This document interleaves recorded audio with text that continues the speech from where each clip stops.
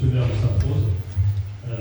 Chers membres du consortium, je ne vais pas citer tout le monde, mais je souhaiterais citer ceux qui sont à l'origine de ce consortium, en tout cas dans son noyau dur, avec les allocations familiales, Pôle emploi, Mission locale, Cap emploi, et tous les acteurs de la solidarité et de l'insertion. Dans la présentation de la stratégie nationale de prévention et de lutte contre la pauvreté en 2018, le président de la République a fixé une ambition claire. Ambition qui s'adressait à l'ensemble des acteurs impliqués dans les politiques d'insertion. Cette ambition, c'était repenser l'organisation de l'ensemble des politiques en la matière en visant un objectif majeur, la création d'un véritable service public de l'insertion et de l'emploi dont l'État serait garant. Cette volonté, qui s'est ensuite exprimée concrètement, découle de deux constats.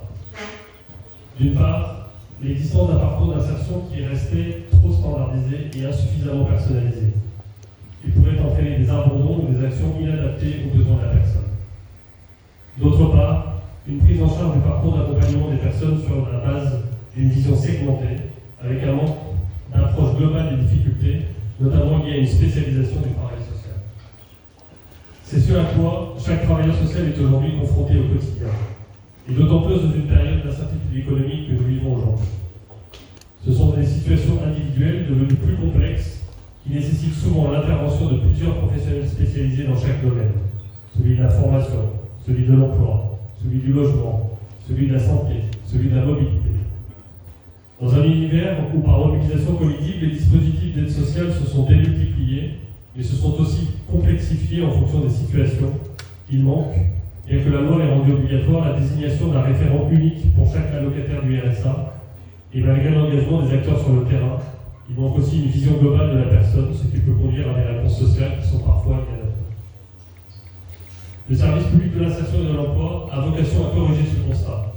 qui trouve tout à fait à s'appliquer ici sur notre territoire, où les dispositifs d'accompagnement, les structures de solidarité, les professionnels de l'insertion sociale sont présents, et en nombre, dans nos institutions. Ils maillent notre territoire, mais n'ont pas toujours la faculté de travailler en réseau, de partager des informations et de connaître l'ensemble des solutions existantes. Nous donnerons, grâce au SPIE, ainsi à chaque personne en besoin d'accompagnement la possibilité d'avoir accès partout sur le territoire à un guichet unique de l'insertion et de l'emploi. Je salue d'ailleurs l'engagement de tous les travailleurs sociaux du territoire, qui font un travail reconnu par tous au sein des CCAS, du conseil départemental, dans les centres sociaux, au sein des épiceries solidaires, lors des maraudes ou dans les associations. J'adresse d'ailleurs, et on vient d'en parler, Monsieur le Président, ma plus grande sympathie et solidarité à l'égard de ceux qui, dans l'exercice de leurs fonctions, peuvent être confrontés à la violence physique des usagers et qu'on ne peut que condamner. C'est pour faciliter leur travail également que 3 vagues d'appels à manifestation d'intérêt ont permis de déployer le SPIE au niveau national, et ce progressivement sur 79 territoires, qui ont validé ainsi une réponse en consortium pour être labellisée par l'État. Ici, comme vous l'avez dit, Monsieur le Président, je salue la démarche portée par le Conseil départemental dans un consortium qui associe étroitement la Caisse d'allocation familiale, Pôle emploi, la mission locale et Cap emploi, et qui a vocation à s'élargir rapidement. La présence nombreuse ici montre qu'à partir de ce noyau, nous allons pouvoir étendre très vite ce consortium du SPIE. À cet égard, il me semble, Monsieur le Président du Conseil départemental, que nous aurions grand intérêt, pour aller encore plus loin dans le travail partenarial, à conduire entre les travailleurs sociaux de nos territoires, d'organiser conjointement sur le patronage de la stratégie de prévention de lutte contre la pauvreté que nous avons signée ensemble et qui contractualise nos relations sur ces sujets, de constituer donc une journée des acteurs guadeloupéens de la solidarité à l'automne, si vous laissez le temps de le préparer, pour que chacun puisse se connaître et que nous puissions, au cours d'ateliers, évoquer ensemble avec les acteurs tous les sujets prégnants de l'accompagnement social en Guadeloupe.